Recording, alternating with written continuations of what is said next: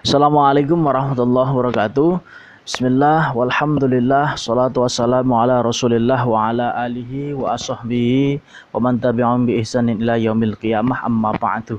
Sahabat santri RB,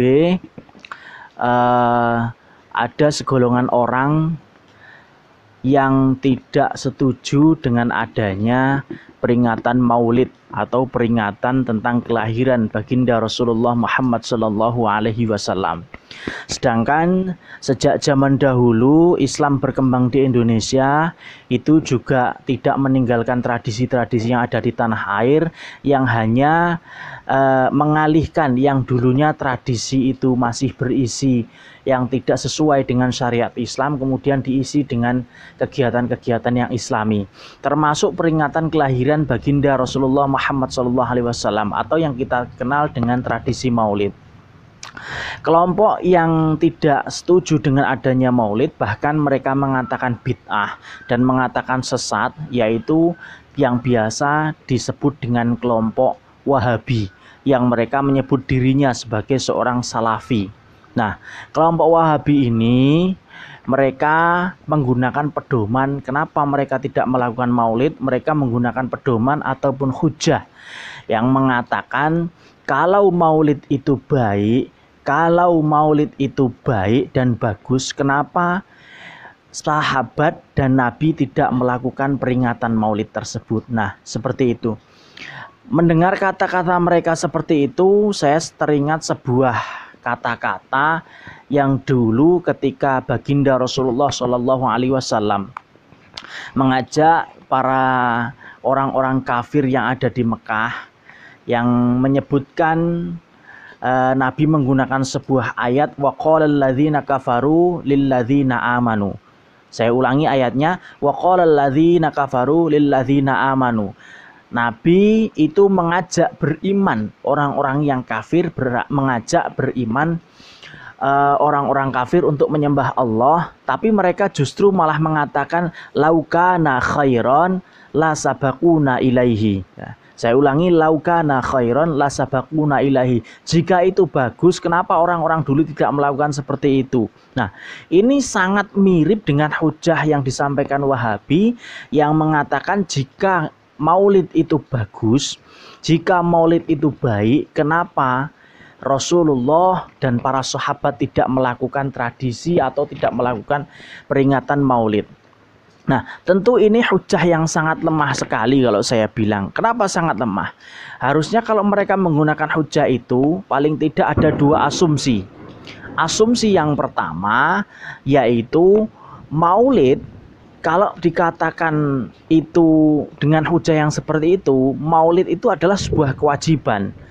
Toh di masyarakat kita, di Jam'iyah Nahdlatul Ulama khususnya, tidak ada yang pernah menyebutkan peringatan Maulid itu wajib. Maulidan boleh, enggak maulidan juga tidak apa-apa.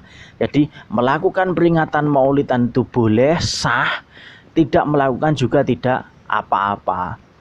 Nah, di kalangan mereka sebenarnya mereka ini hanya menghindari istilah, atau kalau saya bilang sudah kadung malu kalau mau menggunakan istilah tersebut. Padahal mereka juga sering melakukan peringatan itu, hanya saja menggunakan embel-embel yang menghilangkan kata-kata Maulid.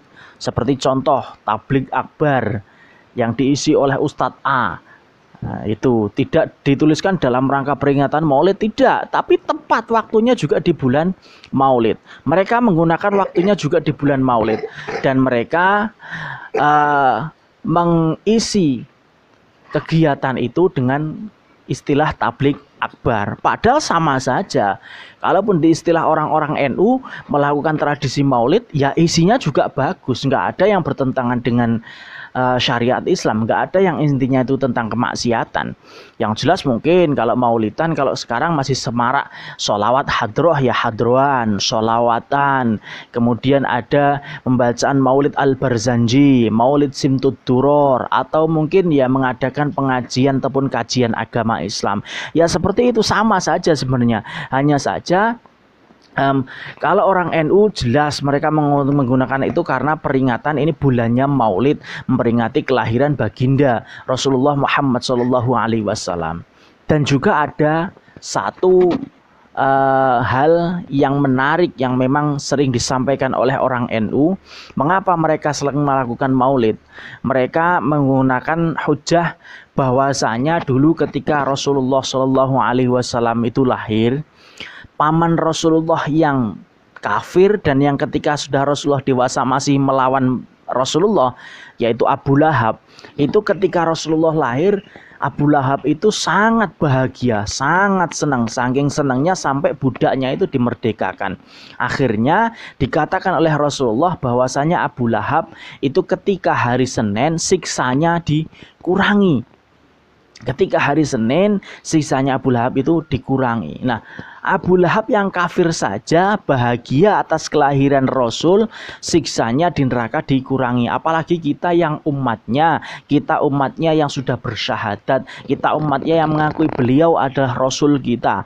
Kita melakukan peringatan Maulid tentu saja akan lebih mendapatkan kenikmatan nanti kelak ketika kita di akhirat. Nah, itu hujah yang pertama tadi, asumsi bahwa Maulid itu tidak baik, itu seolah-olah Maulid itu wajib, padahal orang NU tidak ada yang mewajibkan peringatan Maulid. Melakukan boleh, tidak juga tidak apa-apa.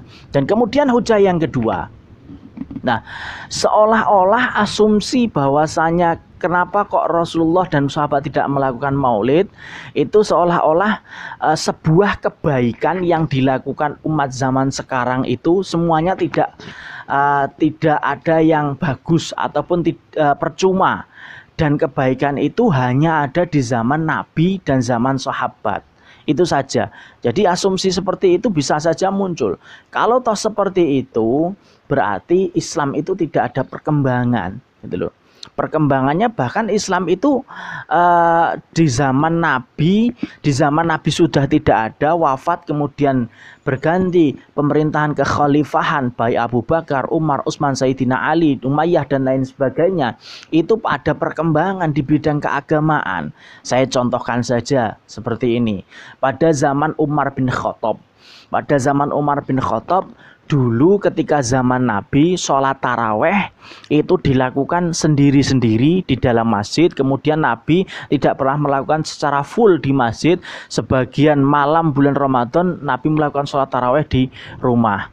Nah, ketika melihat fenomena yang seperti itu, pada malam bulan Ramadan sahabat berkumpul melakukan sholat taraweh di masjid, akan tetapi sendiri-sendiri. Kemudian Umar mengusulkan bagaimana kalau kita melakukan sholat taraweh ini berjamaah.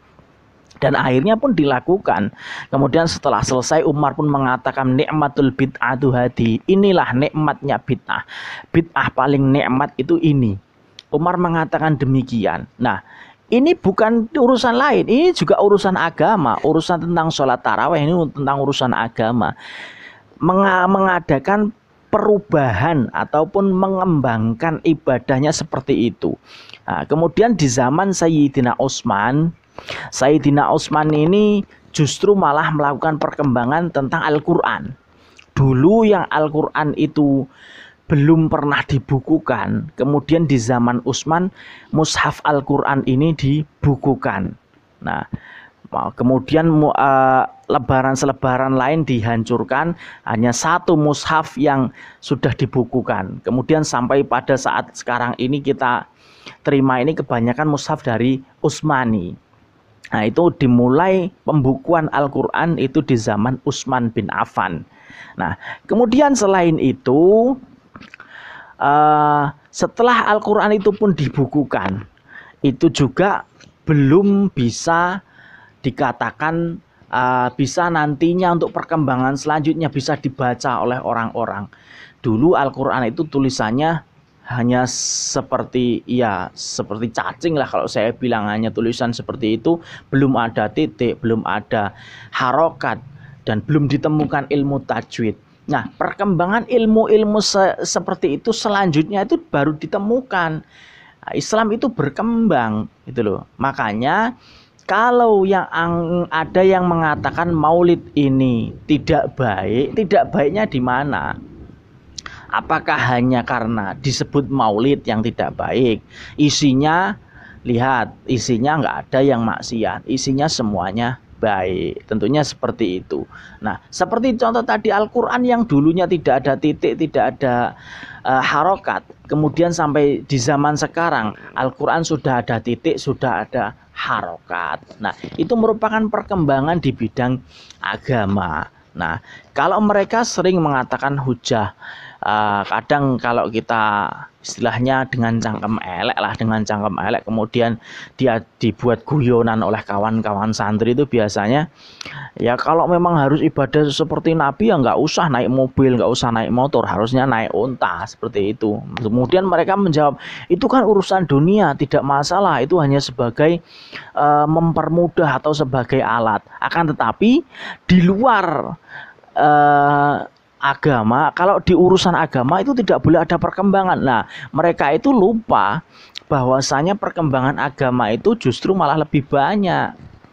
Itu sholat tarawih yang dulunya munfarid sendiri-sendiri kemudian dibuat jamaah oleh Sayyidina Umar. Kemudian perkembangan penulisan Al-Quran yang dulunya selebaran itu tidak terkumpul, kemudian dibuatkan mushaf yang terkumpul di zaman Sayyidina Utsman.